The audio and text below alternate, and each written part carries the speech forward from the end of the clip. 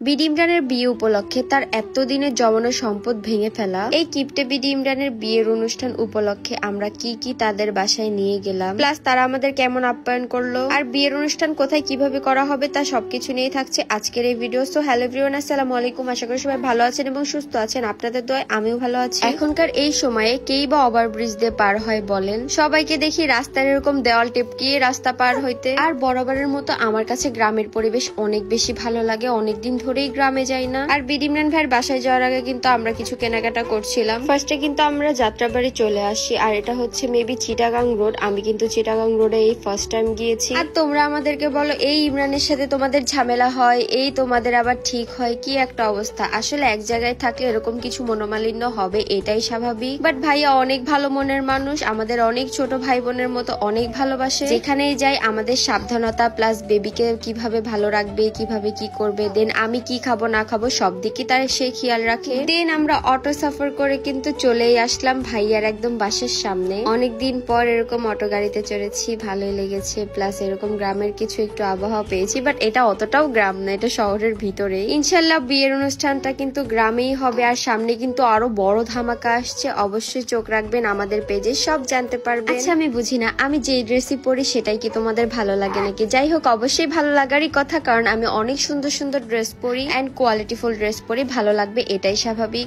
আর তোমরা আমাকে বলো আপু তুমি যে এখনো বেবি হওয়ার পর এত ভালো ভালো ড্রেস শুট করো, তোমার কি শুট করতে কষ্ট হয় না? আসলে শুট করতে তেমন একটা কষ্ট হয় না, কজ আমার হাজবেন্ড আমাকে অনেক বেশি সাপোর্ট করে আর এটাই আমার প্রফেশন। যাই হোক, আজকের এই যে দুইটা ড্রেস দেখতে পাচ্ছ এটা কিন্তু আমি নিয়েছি trusted gallery by Sadia Facebook page থেকে। তো তোমরা যারা এত সুন্দর সুন্দর কোয়ালিটিফুল থ্রি পিস নিতে চাও তারা কিন্তু অবশ্যই trusted by gallery Sadia Facebook page থেকে নিতে পারো। তোমাদের সুবিধার্থে ফেসবুক পেজটি আমি আমার ক্যাপশনে মেনশন করে দিব। তারপর কিন্তু আমরা বাসায় ঢুকে পড়লাম, অনেক বেশি জার্নি করে আসছি যার জন্য আমরা সবাই ক্লান্ত। আর এখানে এসে দেখি বিডি ইমরানের বউ আগে থেকেই বাসায় আমাদের জন্য ওয়েট করতেছে। গাইস আমার ব্যাকগ্রাউন্ডে অনেক সাউন্ড হতে পারে, কেউ কিছু মনে করবেন না, আসলে আমার বেবি এরকম খেলাধুলা করছে যার জন্য। আমরা যখন একসাথে হই তখন আমরা অনেক বেশি এনজয় করি। আর যদি কারো মন খারাপ থাকে তাকে কখন আমরা মন খারাপ থাকতেই দেই না, কজ এখানে একসাথে থাকলে মন খারাপের কোনো বিষয় না। গাইস এখন আমি আপনাদেরকে বলি, এটা কিন্তু বিডি ইমরান ভাইয়ের বাসা না, এটা হচ্ছে ফরহাদ ভাইয়ের বাসা। এই ফার্স্ট টাইম আমরা হচ্ছে তাদের বাসায় ঘুরতে আসছি। হ্যাঁ গাইস, এখন আমার ছেলে আপনাদেরকে ভয়েস দিয়ে শোনাচ্ছে। যাই হোক, ব্যাপার না, একটা কথায় আছে যে রাধে সে চুলো বাঁধে। তো যাই হোক, বিডি ইমরান ভাই কিন্তু সামনে তোমাদের জন্য